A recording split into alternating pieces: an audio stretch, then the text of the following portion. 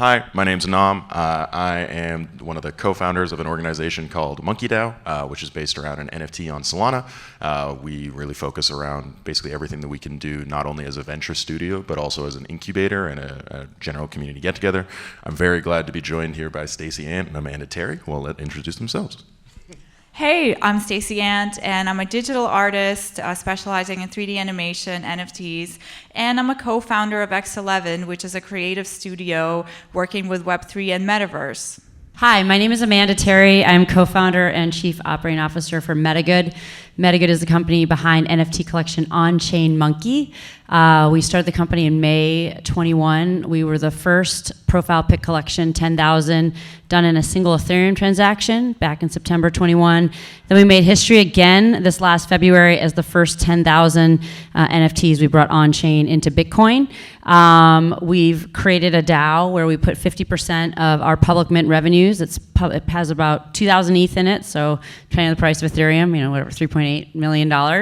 And all of our token holders can propose projects to the DAO and vote and get funded for the DAO for things including starting businesses together, creative endeavors, social impact. Actually, we have a group of incredible community members for the last 3 days of NFT.NYC from morning to night have organized activities, all community people volunteering, and all of it's been paid for the DAO, from the DAO, including we're doing a private party on the New York Stock Exchange floor. So we really believe in progressive decentralization, and we have an incredible community of people that help to support that.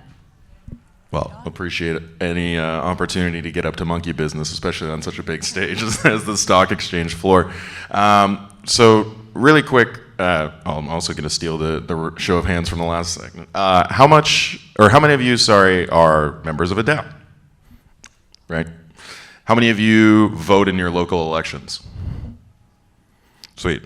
One of the biggest things that we see from DAOs and from collaborations is the free rider problem, where there are a ton of people who are able to be a part of a DAO and buy a PFP or a token or a member of something, and are not these massive active collaborators. But On-Chain-Monkey is one of these things where I've seen a ton of people and a ton of members throughout a variety of community. How have you really focused on keeping people active and engaged rather than oh, I have a Bored Ape, but I don't do anything for Yuga Labs, right? How do you keep people constantly working on things for OCM? Yeah, I think it starts with our values and mission. So our values, and if you go into our Twitter Discord, you'll see people type !RISE, is respect, integrity, sustainability, and enrichment.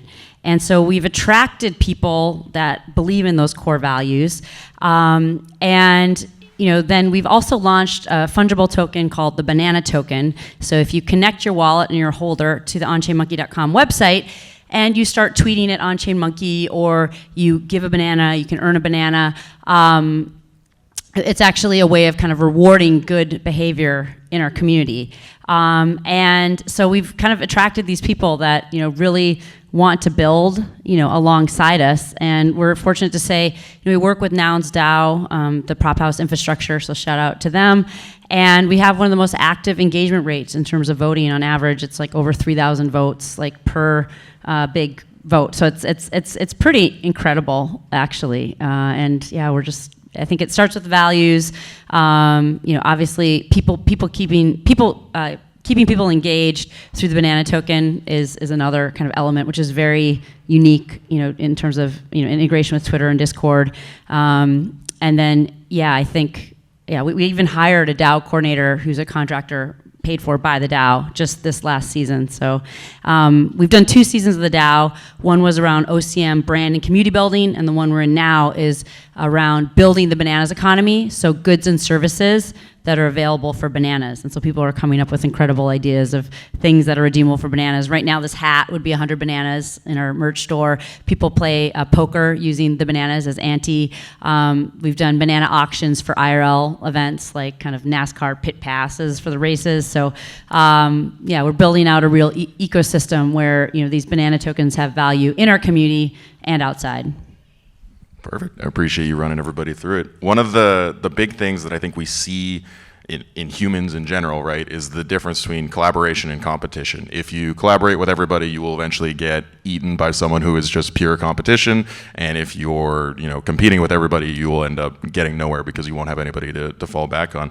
And Stacie, the question that I really wanted to ask you was around the idea of collaboration with artists. Some of the organizations I'm a part of, it feels like for art collection DAOs or for any of these larger organizations, you're always competing for either the attention economy or the dollar economy. You're either looking for eyeballs or you're looking for ways that people can buy your work and support you as an artist. That's part of the reason why I got into NFTs in the first place was buying art from artists.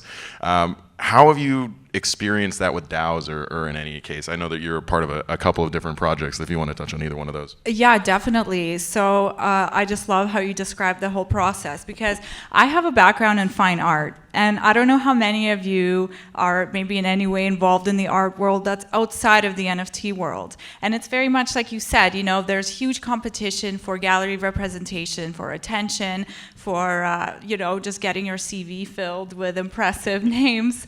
And I was kind of in that world, and when NFTs came along, I think the reason I loved NFTs is because of the community. And for me, it was pretty clear what I can do with it. So I started off collaborating with artists internationally, rather than competing over who's going to be in this exhibition. We'd be like, hey, why don't we collaborate together? We can work together digitally. I mean, that's the very basic use, right? That's step one. Then it evolved into artists supporting other artists and collecting each other's work, inviting each other to exhibit.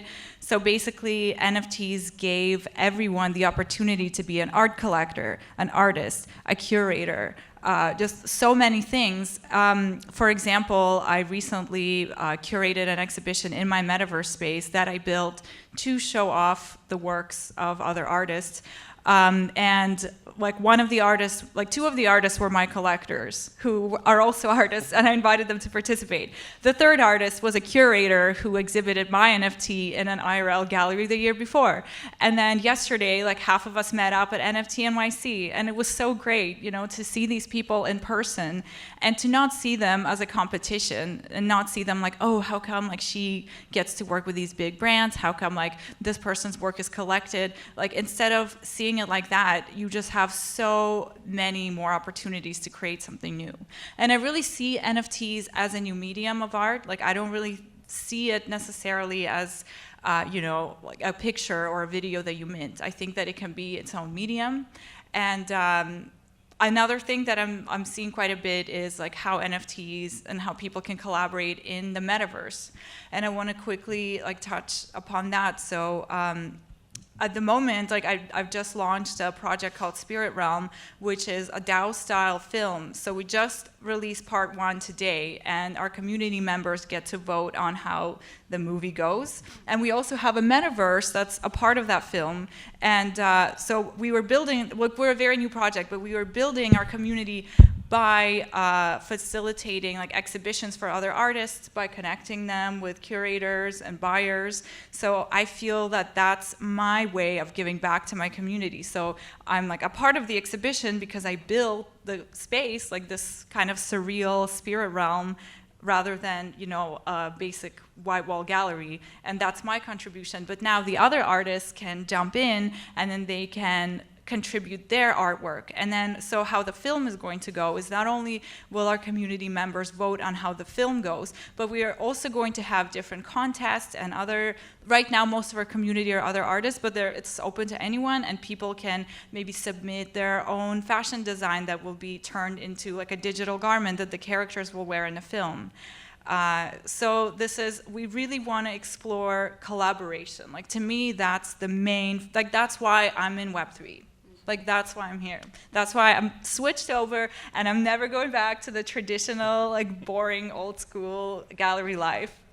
I'm really glad you touched on the film, because this is me plugging a friend's project now. A buddy, Joel, from the band called Walk Off the Earth, they did an NFT mint and got to the point where they were also creating short form video content and trying to turn that into a longer form movie. And the biggest thing that I think they ran into some difficulties with was around the tool set of how do you get people who might just buy something because they want to support you there a fan of the content that you create, but maybe they're not necessarily interested in being a part of the creative process. And as someone who collects art, I'm very aware that I should not be a part of any of the creative process. I am not a good influence on that. How do you, and this can also be for you as well, how do you manage not only the tool sets and how people engage with your DAOs and your products with, some people who I love as investors, but will never look at Discord no matter how many times I poke them to? What do you use to keep people engaged or get their opinions or feedback? You want to start? Sure. I mean, I think you just have to know your audience. Like, we have a lot of investors who are not on Twitter, not on Discord. Now we have to send newsletters if we want them to know what's going on. We just announced a big partnership last week with Asprey Studio, where we're going to be helping them to create Bitcoin NFTs of actually physical eggs created by Asprey Bugatti. So that was in all the news. Our community was super excited on Twitter, Discord. I'm pretty sure our investors did not see all that news unless we sent it in a newsletter. So, I think you just got to pick your battles, and you know who your audience is, and our audience is, for the most part, on Twitter and Discord. We are starting to experiment with other kind of social media, like short form videos. We haven't done too much on TikTok yet, or Instagram. We have somebody who's doing a little bit of LinkedIn, but you just have to understand where does your audience live, and making sure that you're getting the right messages to the right medium, and then for the rest, you got to meet them where they are. Oh, go ahead. Yeah. I totally agree. You need to know who your audience is. And another thing that I've really learned, and this might not be helpful with solving that issue, but people have their own definition of participation. I think that some people, for example, some people are very active on Discord and they always have something to say, while other people, they participate by maybe engaging with your Twitter content and resharing all your stuff, but when it comes to voting, they're silent. Then there's people who participate by, buying your NFTs, but then they don't do anything else about it. There's people who anonymously get the NFTs, and I'm how do I reach out to them and thank them or ask them to jump on board? But people kind of give what they give. So I guess the trick is to just get more people, so then some of them will vote. Because other people, it's people who watch your Instagram stories, but then they don't engage with your content, but they're still engaging. They still go out of their way every day to watch your Instagram story. So can you say that they don't participate? Would you still say that it's an issue? I think people just give what is appropriate to them. So, but it's a great thing to think about. I think also just recognizing that everyone has value in our community, and there's some people who have one on-chain monkey, but they've done a lot in other ways to help us. And then, there's people that do sweeps, but maybe they're not as involved in the day-to-day of what's happening with the DAO, and they don't need funding from the DAO, so they're not going to come up with a proposal, and they might not vote. So it just, it's each to his or her own. Absolutely, and I think we just try to make everyone feel welcome, no matter how much they're contributing, because they give you their time. They choose to be there. There are so many projects out there, and they choose to be with you, and the time that they give you is the time that they give you. So I think that's a great start to embrace that. I think we've just been super lucky at On-Chain Monkey to attract. We have artists, we have innovators, we have investors, we have athletes. We have a really diverse community, and I think that also helps, having diversity in the community, and there's different ways that people can interact and add value.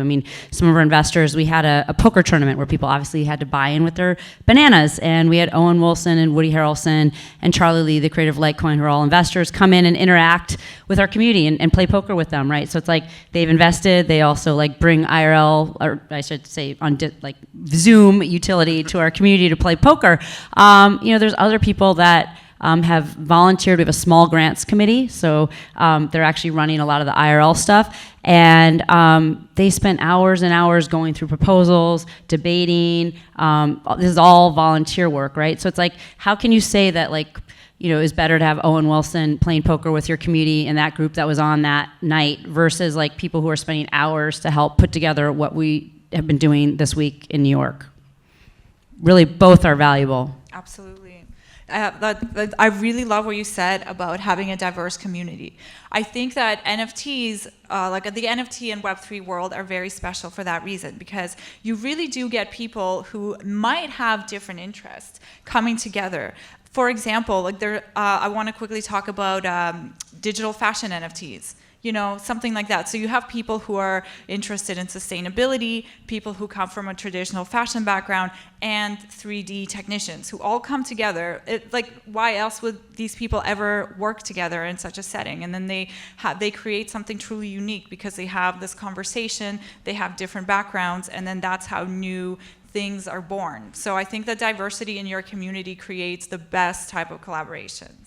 Yeah, I'll ask kind of one thing going more into this, where Amanda, you mentioned kind of the silent whale problem, and something that I've run into, or I'm terming it that, something that I run into is the idea around like delegation of votes, where once you get these trusted people inside of a community, they can shape the way that people think, whether it's through seeing their own vote, if you're using something on chain where you just see like, oh, okay, this wallet is voting this way, I'm going to follow suit.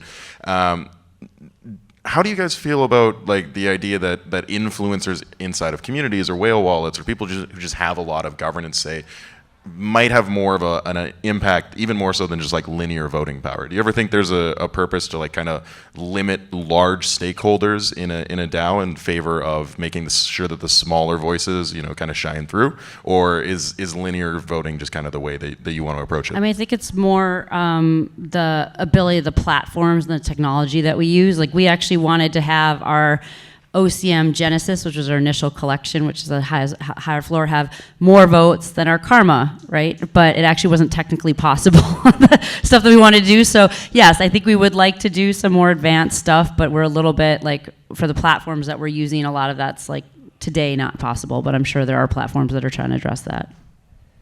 Yeah, that's a good question. I don't have a solution for you at the top of my head, but I think what we've tried to do is to kind of reward and put forth people who have been loyal or who have like wanted to like give back to the community more so than maybe someone who just has more of a profile.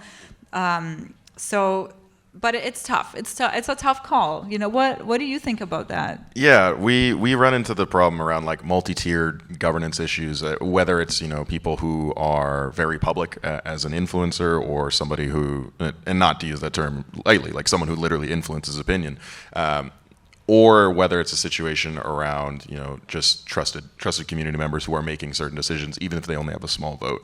And I think it's the same thing with a lot of DAOs, where some of the problem is that it's supposed to be token based, but it kind of turns into a popularity contest over the course of time, and that's a massive political problem, right? That's not unique to DAOs, but it is a situation where people can be technically correct and just not be presenting themselves the best way. And that's where I hope that the collaboration side of DAOs will help, because you have people who are going to be technically brilliant, who might just not be the correct way to voice certain opinions and have the ability to get it in front of a ton of people. But that's an ongoing problem to solve. I was hoping to get answers out of here, and I'd love to hear any of your ideas if you come up with them.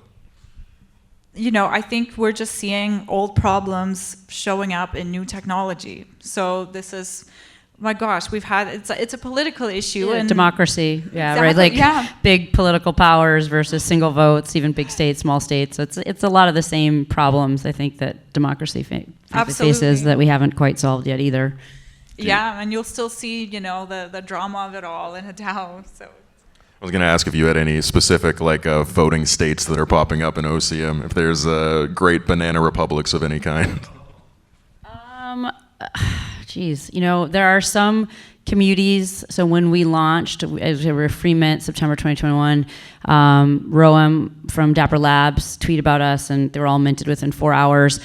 So we did have a lot of NBA Top Shot people, so pretty early NFT collectors, and there were some collections that are very prominent in our DAO originally, but kind of now the strength of our community has actually gotten a bit stronger than some of those other communities, and so those people identify with On-Chain Monkey, not the other communities that they had originally come from. So it's kind of, that has just kind of gone away as an issue for us, thankfully. Well, good. I'm glad. I want to touch on one last thing, which is the Sadu project that you were talking about, because I really like the idea of refi, where we can go beyond our wonderful million APY lending pools for DeFi and turn it into something where we're actually investing in sustainable things that help improve the world and follow that idea of, crypto for good, for lack of a better term. Do you want to touch a little bit on the project before we wrap up? Yeah, absolutely. Yeah, so I had the pleasure to work with Sadhu, and the founder, Brittany Salas, is actually speaking tomorrow. You should definitely catch her talk. So I created a generative NFT collection for them before I had X11, and basically every NFT is linked with geocoordinates of a real tree in Haiti. So I think they pivoted since then, but they would reward people for exercising, and then all the royalties from the NFT would go towards tree planting. So I thought that this was such an amazing way to actually do like a collective initiative towards sustainability. And I really love the opportunity of combining like digital art and NFTs with an actual environmental move, because a lot of the time, you don't really hear those two in a sentence together in a positive way. I'll say we actually projected Alexis Andre, who was the Art Blocks artist behind Friendship Bracelets, during COP26 on the Glasgow building while COP26 and all the world leaders were meeting. And so he's going to be doing a generative art collection with us using the On-Chain Monkey metadata that will be on Bitcoin, and we will be donating like some portion of our revenues to, he wants environmental causes, charities. So, I love that. So this is such a great example of how, honestly, before NFTs, how could we have had such initiatives? Like, this is amazing. And like, this is why I think that Web3 has such a strong community, is because we actually can participate. Like, we can actually make a difference. It's not just, BS talk. And what's cool is, like, originally all of our secondary revenues, it was the executive team deciding where the money went. So we helped to fund Sharbat Gula and her family to get out of Afghanistan to Italy when Taliban entered. She felt like, as a Western icon, her life was in danger. We created our own NFT called OCM Earth, which we raised over $200,000 to save the children for humanitarian in Ukraine. That was happening originally from the team at MetaGood deciding now that stuff is happening through our DAO. So it's people who are token holders deciding, hey, I want to do this type of social impact project. Can I get funding for it? And it's voted on by our community how those funds are used. It's so cool. Like, you can actually help your community achieve these dreams. Yeah. It's awesome. I appreciate you guys sharing that. I'd love to keep going further into it, especially around carbon credits, but we are unfortunately out of time. So yeah, looking forward to learning more from both of you. Thank you both for your time today, and thank you all for listening. Thank you.